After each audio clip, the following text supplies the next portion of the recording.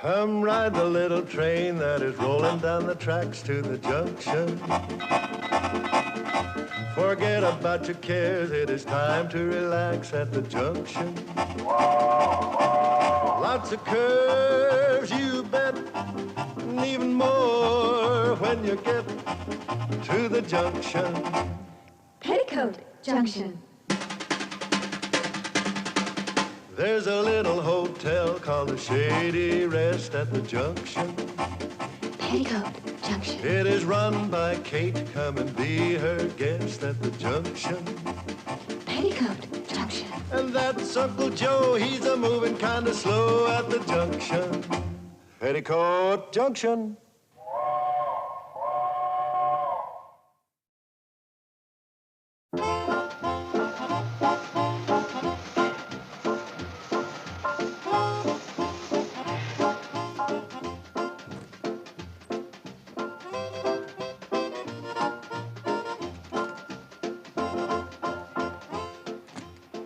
He's a big movie star from Hollywood.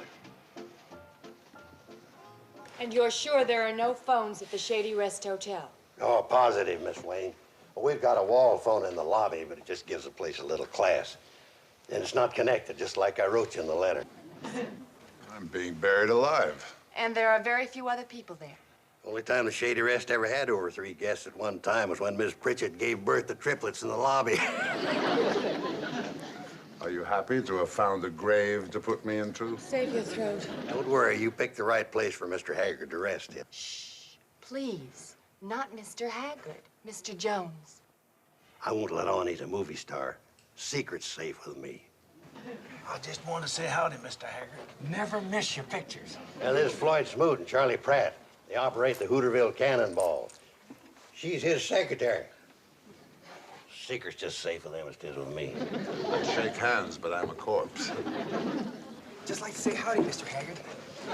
Have a good time. Thank you. Don't you worry about folks finding out who you are. I'd like to get your autograph for my granddaughter. Just sign it, Mr. Jones. She'll know. My dear lady, Save your throat. And the secret is safe with all these people. Well, I wouldn't have told them if they couldn't be trusted. Mr. Carson, I hope I didn't make a mistake. It's terribly important for Mr. Haggard to have 2 weeks of complete rest and privacy. Miss Swain, everything I wrote in that letter was gospel. Are you sure? No attractive females? Shucks, no. You think this jacket's all right to be buried in? Mr. Throat, what about your niece, Mrs. Bradley, and her 3 daughters? Who? You mean homely Kate and her 3 ugly ducklings?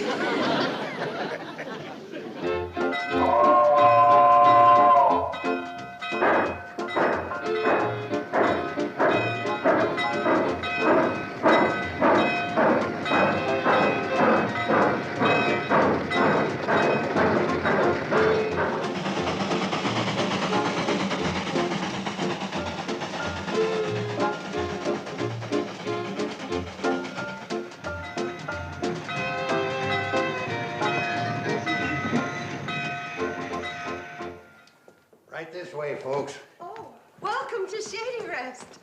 Kate?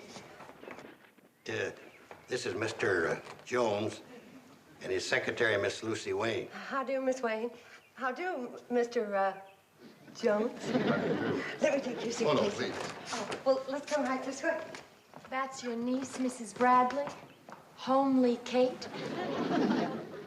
I don't understand it. She was homely when I left this morning. Let me guess. Those are the ugly ducklings. Snaggletooth, walleye, and prune face, left to right. Mr. Carson, you are a fraud. Telling me there were no attractive females here? Well, you see, I keep thinking of them as they were when they first came into the world, toothless and wrinkled. I've been too busy to take a good look at them since, I guess. All right, Mr. Carson. But let me warn you, Lane Haggard is to the female what the spider is to flies. Oh, there's no danger. Kate's too old to fall for that romance stuff, and the girls are too young. The Haggard charm gets them from kindergarten to Social Security. Well, he's met his match. Oh, they'll be polite to him, all right. But Kate and the girls are way too level-headed to be taken in by that Hollywood charm. We see every one of your pictures. Wouldn't miss them. I'm grateful to you and your sisters. Okay. Sisters.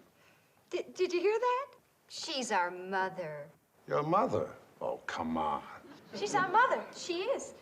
What do you call this? Pulling a fast one on the city slicker? Oh, no, she really is our mother. Of course she is. Aren't you our mother, Mother? Mother? Did you talk to me, sis? Oh, Mother. Yes, I was a child bride. Out of kindergarten into the kitchen.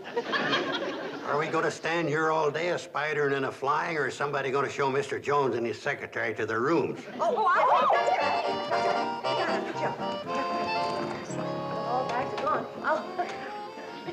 I thought Kate and her daughters were so level-headed. Oh, I guarantee you the tilt is temporary. And allow me to remind you, ma'am, nobody loves a wise guy.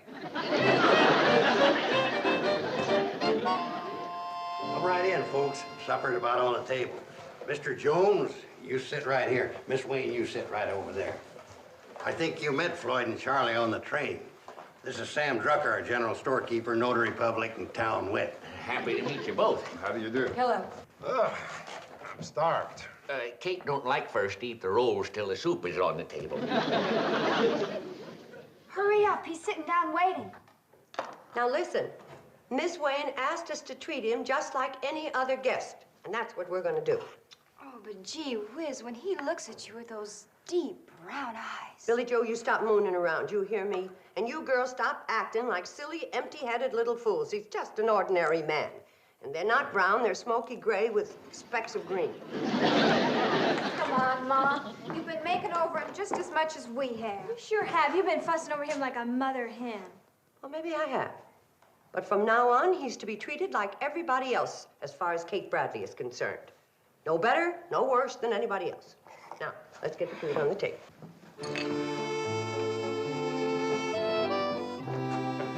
It's the gospel. That's exactly the way it happened. Hey, here comes the food. Kate's cooking up Soup time.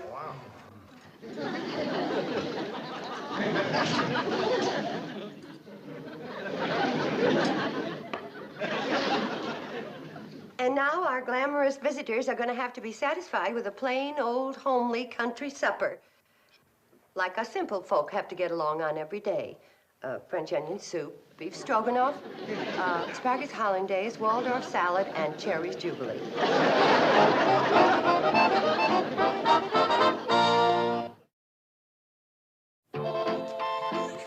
Okay, girls. Now, quiet and ladylike. And control your giggling. Now, come on now, see the movie star shave himself.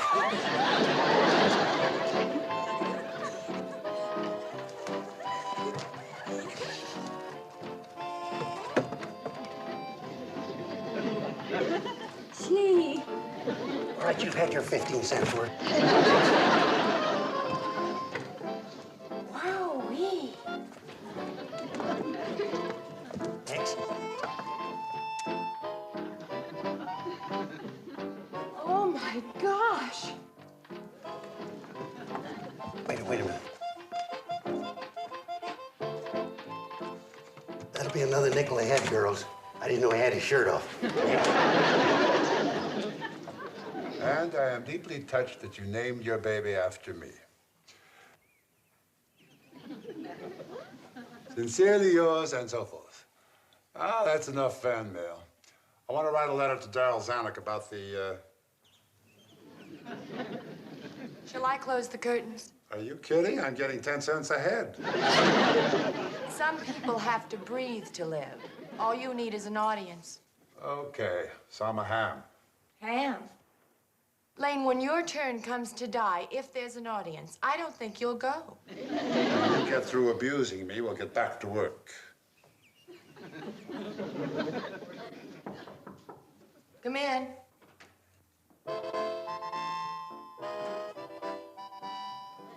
I came to see if you needed towels. Thank you. And thank you for lighting up my room with those radiant eyes.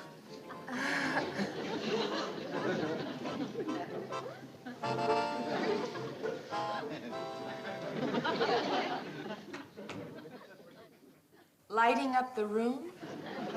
Dear Darryl, I'll be in New York on the 23rd. We can talk about that picture in Africa. Come in.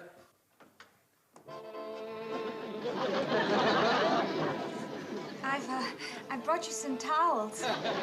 Thank you. If this rose could see you, it would die with envy.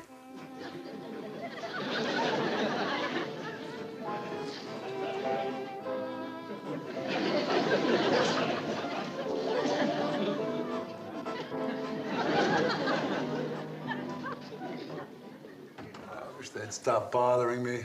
Yeah, and the vicious way that you discourage them. You think they take the hint? I have to be kind to women. It's my duty. Duty? Well, naturally. If heaven gives you a voice, you're obligated to sing. Lane. Heaven gave Leonard Bernstein a talent, too, but he doesn't start conducting every time he sees a musician. I wish I had the nerve to fire you.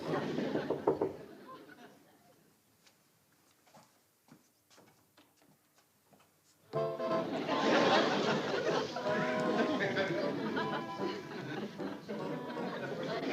came to see if you needed any towels. Thank you. But now I'll have to stop shaving till I get over the effect of those disturbing eyes.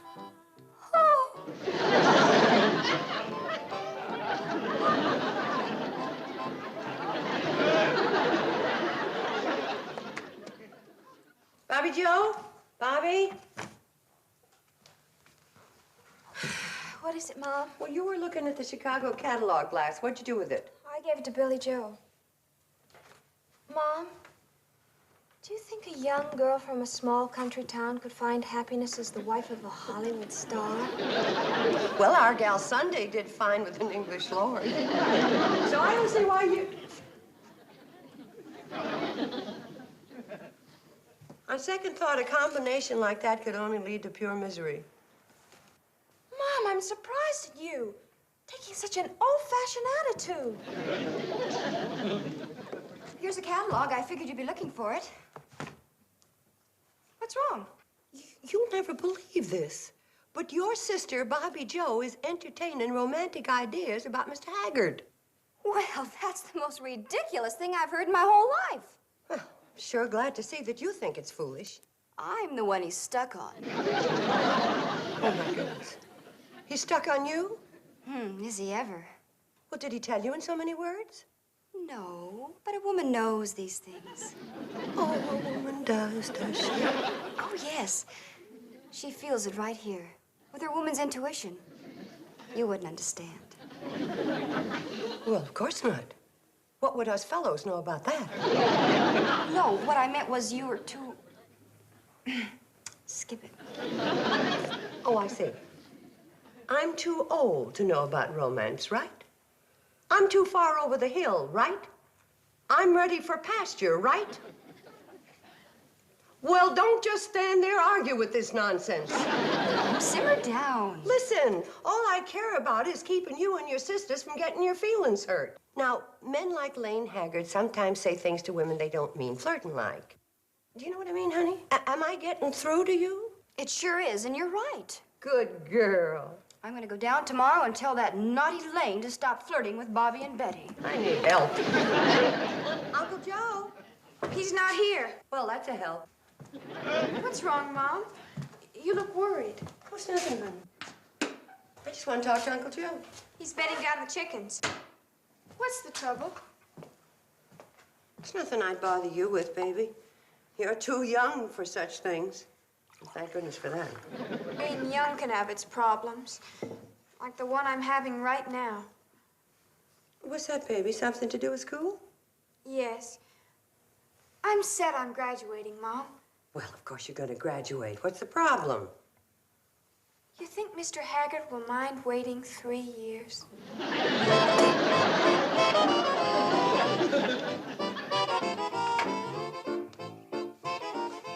Oh, there you are.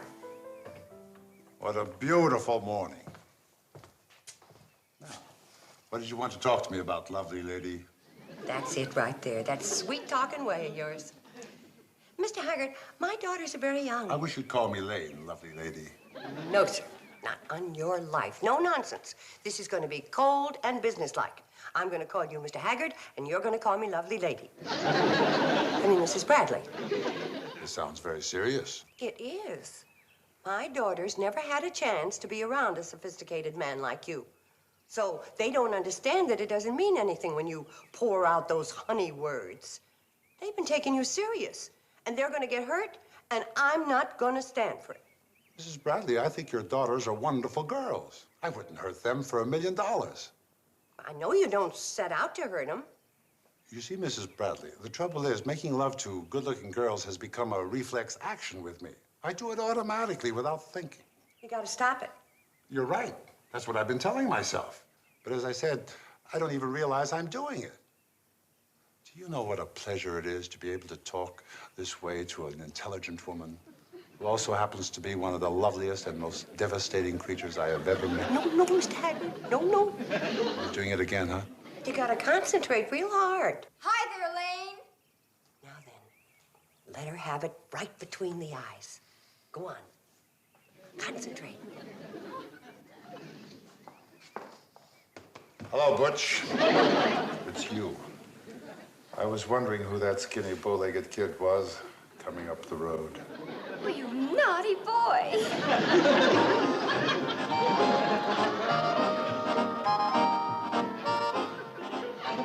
The new words were fine, but you're still singing the same old music.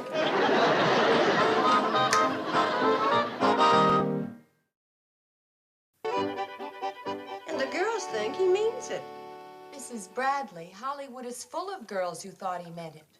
Why do you think we're hiding out like this? You don't say. I know of 10 women who expect to marry him, and 18 more who think he's madly in love with them. And all because he simply cannot resist exercising his charm on a pretty face. You know something? What he needs to do is find a nice girl and get married. I know a nice girl who's been trying to sell him that idea for 4 years. Really? What, do you think she'd be good for him? I think I'd be great for him. Oh, you mean you? Me is exactly whom I mean. Well, what do you know? Has he shown any interest? Yeah, well, Lane is the most wedding-shy man I've ever met. The sad part is he admits he loves me, and I know I could make him happy.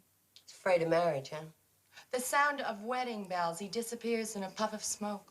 Well, don't you give up. You're a very sweet young lady, and you'll get him yet. But how? I can't force myself on him. Why not? Listen, if they waited for the sheep to walk into the butcher shop, it'd be a long time between lamb chops. You may be right, but I suppose I have too much pride. Afternoon, Miss Wayne. Kate, could I see you for a minute? I have some work to do in my room. I'll see you later.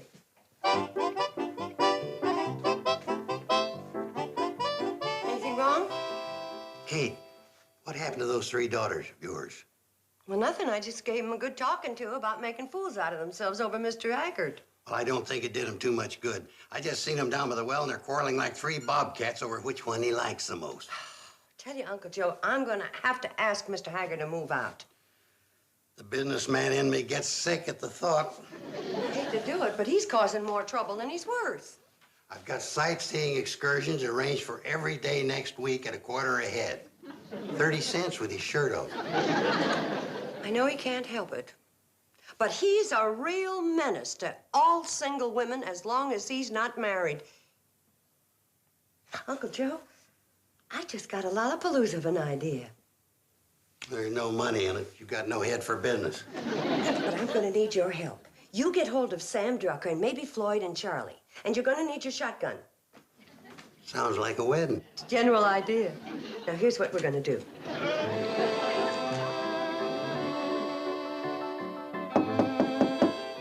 Coming. Lane! Mrs. Bradley, stop it! Mrs. Bradley! I just can't help myself. I've been thinking about all the things you said. How you feel at home with me because I'm so mature. How pretty you think I am. What are you talking about? Lane, I'm talking about love. I'm talking about us. You and me? Oh, I've been fighting it, all right. First, I thought it was silly. You and me getting married. Married? After all, you're Younger than I am by weeks. And then I realized it was fate that brought you here. Now, wait a minute. Yes. Now I know why I said no to Eldridge Wormser, harness salesman from Medicine Bend. And it was for you that I turned down Walter Schwartz, one of the best Mr. Bones that Simpson's traveling minstrels ever had. It was fate saving me for you. Kiss me, Lane. Now, look, Mrs. Bradley, this is... You're fighting it. You never felt such an overwhelming emotion, and it scares you. You've got to listen to me. I'm listening to my heart. It's saying, Lane loves me. Lane loves me. He does not. He does not. Go ahead. Fight it, you foolish boy. Hollywood will accept me. I'll fit in. I learn fast. In no time at all, I'll be jumping in the swimming pool with my clothes on, and every now and then we can get a divorce. Oh, we'll be so happy. Stop this! This has gone far enough. Are you kidding me? Kidding you? Well, of course not. You do want to marry me, don't you? Marry you? Of course I don't want to marry you. I can't believe my ears. Uncle Joe, Charlie, Floyd. They were right. They said you were a flame, and I was only a foolish moth.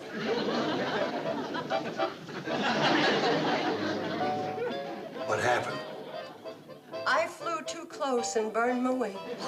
You foolish moth.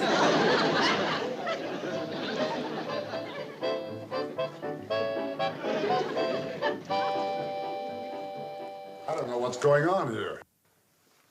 Boys, this movie star's been trifling with Kate's affection. I didn't like his last movie either. I was miscast. My agent talked me into it. What movie was that?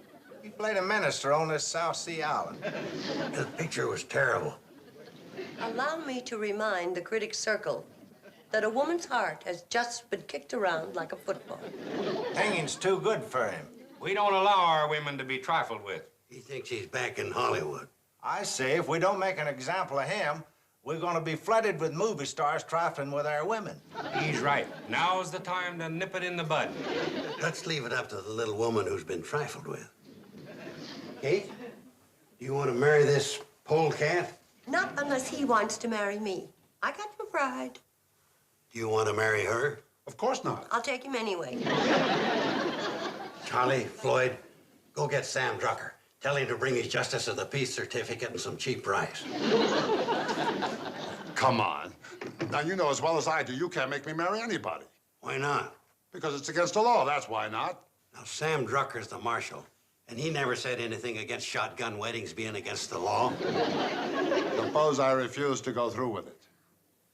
Well, sure, he could do that.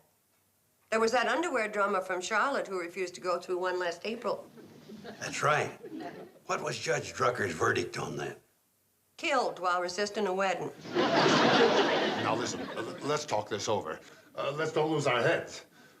I can't marry Mrs. Bradley. Why not? Well, because You married already? No.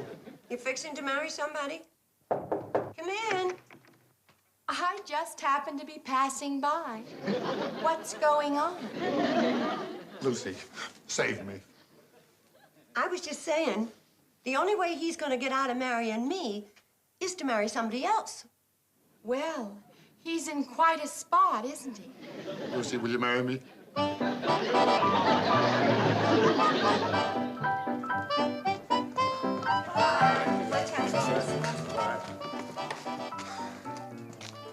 You know, of course, I plan to have this marriage annulled. Oh, really? Yes, in about 50 years. Golly, that was a wonderful wedding. Yeah, I hope I gave them their $20 worth. You did just fine, Sam. Well, I'm plumb tuckered. $20 is a lot of wedding. I think they're going to be real happy together. She better treat him right, 'cause I'll always be ready to take him back. So will I. Me too. Silly girl. I just hope he'll be able to get his lovely lady out of his system.